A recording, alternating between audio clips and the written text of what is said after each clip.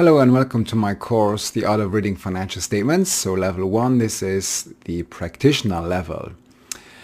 So if you are here, you are probably either a value investor, maybe already you took some of my courses, maybe you're interested in corporate finance, maybe you're just interested in business and trying to understand and decrypt what's all about those financial statements that everybody speaks about. So in this course, and it took me 2 years in fact to write this course, so it's a long time that I've been thinking about how can I help people read financial statements. And there are, if you see here on the picture, there are so many different types of financial statements. You have the American reports that have to follow certain rules, and you have the glossy annual reports with fantastic pictures, very inclusive, etc. So this course, the aim is really to try to help you to understand financial statements. And basically when you speak about financial statements, they show where the company money came from, where the money went, and where it is today. That's, in fact, I will not say that everything that you need to know, but I think the intention is that you get this big picture. What's the intention of financial statements is really showing what is happening and what has happened with the money that the company has received. And as Warren Buffett, some of you have maybe taken already some of my courses, as Warren Buffett has been stating, and I'm a value investor, so I do own, and I'm a shareholder, small shareholder, but the shareholder of a couple of companies, blue chip companies as we call them. And thanks to Warren Buffett and to Benjamin Graham, I have understood that if I want to be successful at investing, but also I'm acting as an independent board director, I need to have a minimum understanding what's about financial statements, what's going on in financial statements, have a minimum understanding of the business language and accounting as well.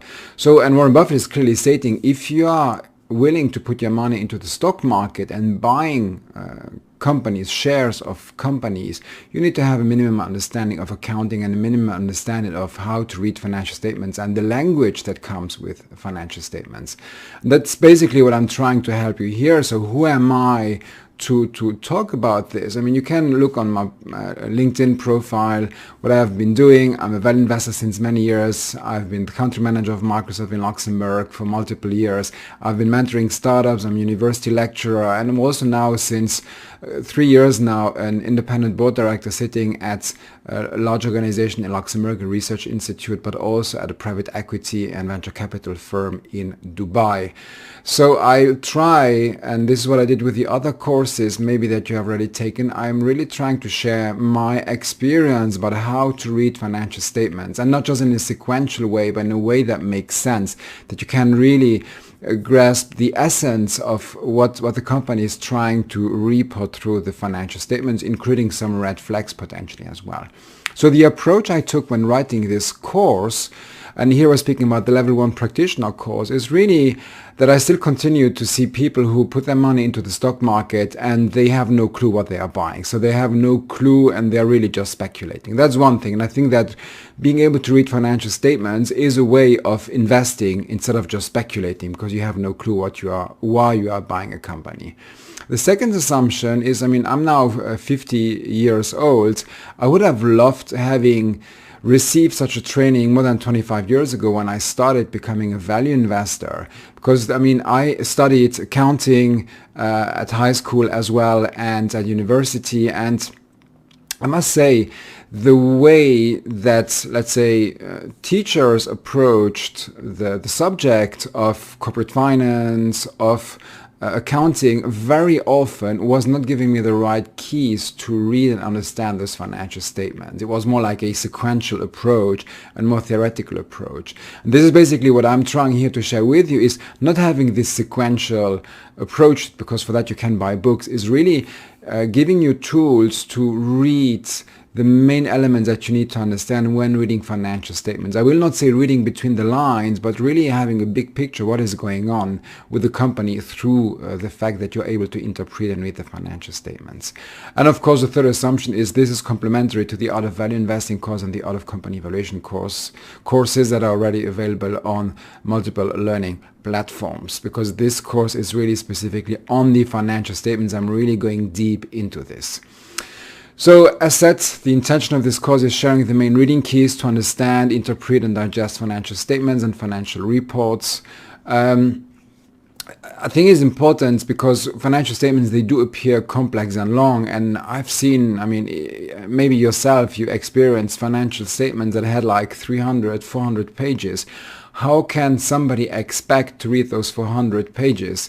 So you need to be able to, let's say, dissect, to segment those 400 pages into what is really important, what is less important, and really having the keys, the main keys to read those financial statements. And I mean, the course is, yeah, sorry to say, 590 slides. It's the biggest course that I've written so far, but I tried to make it as extensive as possible as a practitioner, that you become fluent in reading financial statements, but it cannot be exhaustive. I mean, you have to complement it with deeper accounting things. There's going to be an expert level course I'm going to add. You need potentially as well to do courses about corporate finance, company valuation. And it's not, as said, it's not an accounting course, but really the intention is that you are able after this course to read and be able to understand and interpret financial statements. As always in my courses, it's not just about theory. We're going to practice. There's going to be assignments as well. And so maybe I'll start as we speak about financial statements. And I'm going to explain also, if you're not aware, what income statement, cash flow statement and balance sheet is or are. I'm going to already make a strong statement here.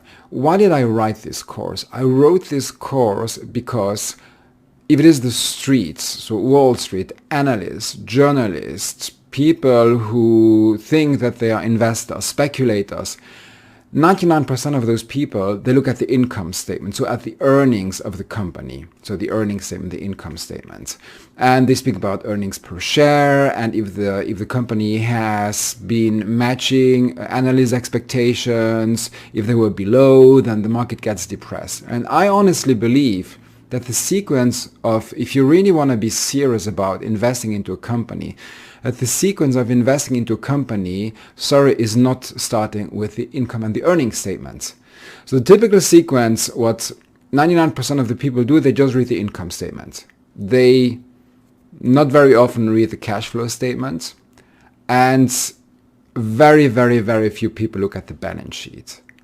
And in fact, my first strong statement already in the introduction is that if you want to become good at reading a financial statement, when I am asked even by students to do evaluation of a company and those kind of things, I don't start with the income statement. I don't start with the cash flow statement. I start with the balance sheet. We're going to discuss what's the balance sheet, but already I can make you a statement is that the order that I read may sound untypical or reverse order versus what the street is doing, but the balance sheet is the accumulation of wealth of the company since inception. So we have on the right hand side the sources of capital, external debt, shareholders that brought in capital, and how those sources of capital have been transformed into assets, for example. And this is how I recommend reading financial statements. I mean, I will not say that I can make myself a complete opinion about a company looking at the balance sheet, but I can have, just by reading at the balance sheet, a first understanding on what is going on with the company.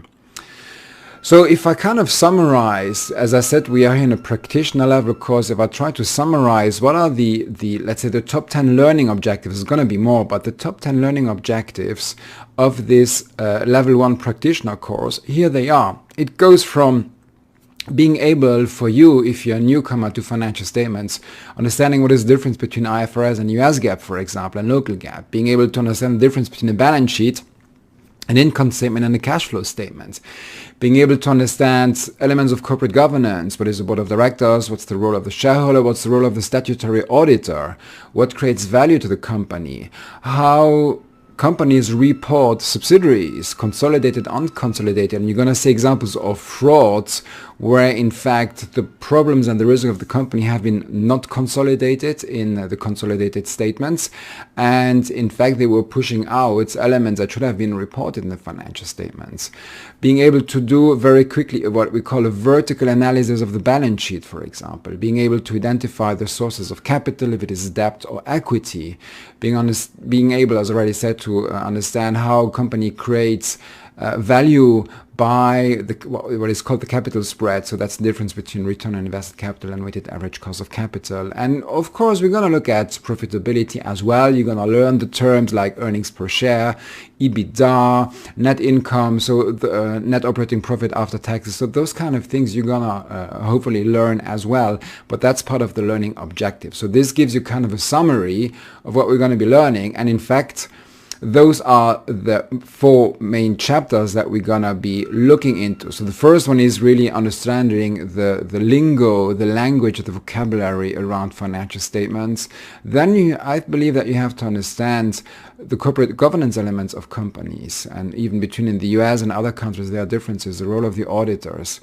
Also being able to understand the sources of capital which are used by the company to potentially buy or create assets, and how you have to look at that as well, and even the balance between debt and equity.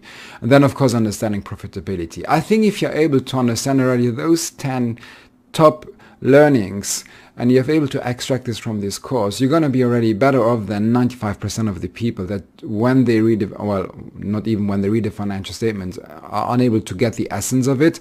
But even people don't read the financial statements because they don't have the right keys to read the financial statements. As I said, practice, we're going to practice a lot of companies. I've put a couple of logos here. You're going to see them coming up. We're going to most of the examples will be around Kellogg's and Mercedes in Germany, but we're going to have also other examples when we're going to be speaking about debt. We're going to be speaking about Evergrande, Bank of America as well, tech companies, Berkshire Hathaway on the earnings, etc. So it's going to be interesting in my opinion. So I really try to make it practical. Disclaimer here, I do own some of those companies. I'm a shareholder in Unilever, 3M, Mercedes, Telefonica, VF Corporation. I was shareholder in Kellogg's and Kraft Heinz, and Microsoft as well. So I just need to raise that disclaimer. Assignments. As said, it's not just about me sharing examples with you, but I'm going to give you some homework if you like to do it. This is of course not mandatory, but if you like to do it, you can also after send it to me. You're going to have the contact information in the training content as well, that you can drop those assignments to me, that I can review them if you're willing to do so. But it's not a course to entertain you. I always am, sure that if you want to become good at something, you have to practice it, but also need to do some knowledge check. And that's why there are not only practice examples to complement theory, but also clear assignments that you can do if you're willing and have the time to do so. Before wrapping up the introduction, a very important thing is, some people sometimes ask me, but if the financial statement is positive, what can happen to the company? Basically, the company will continue going on forever. And I'm always saying you need to be attentive. It's not because a financial statement is showing good figures that, for example, there is no fraud behind it, or potentially that the company will not go bankrupt because the strategy is bad. So I think one important element, and I will not speak about strategy, I have a specific course on strategy and entrepreneurship and strategic management, but I just want to take one step back that comes on top of the financial statements. Financial statements are just a reflection of the past, what is going on or what has been going on with the company. Financial statements do not show the future of the company. In order to understand the future of the company, you need to have a strategic thinking about the company. You need to think about what are the products, the markets, the geographies I'm in, the customer segments, and what is my cost structure, what is my pricing structure. And very often when we speak about company strategy, and I'm always saying it's not good enough to be good reading financial statements, but you need to have an understanding about strategy and this famous S-curve of corporate growth that every company goes through, from the startup phase up to the growth phase, up to the maturity phase, and then potentially a decline phase. And there's going to be strategic inflection points, either on the core business of the company or some products where if the company is badly managed, there's going to be a decline and the company will potentially disappear. That's something that you need to be attentive even when we are speaking about financial statements. And if I take this S-curve of corporate growth and I put, let's say, KPIs and financial statements behind it, very often what happens is that the financial statements start to become worrisome, to become worse compared to, let's say, what the company was used to.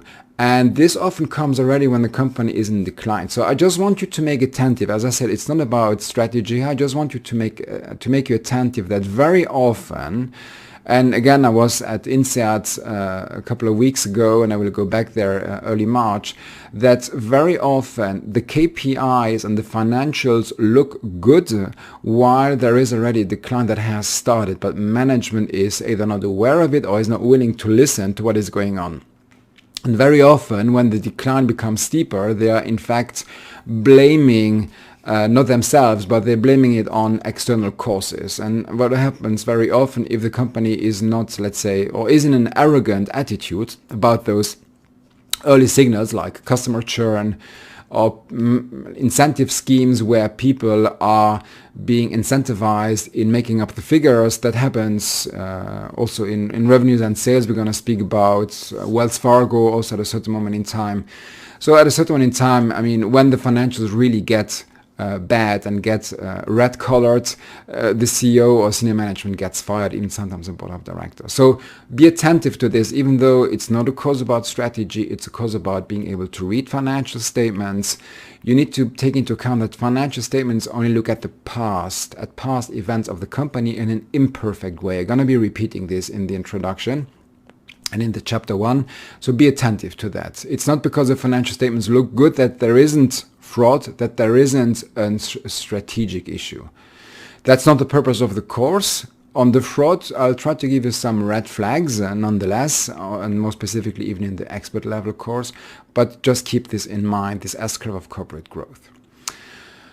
Alright, so in the next lecture we're going to go into Introduction to Financial Statements language. I'm going to be discussing really let's say the basic vocabulary, IFRS, US GAAP, what are the differences, what are the different types of financial statements. So looking forward to talk to you in the next lecture. Thank you for tuning in.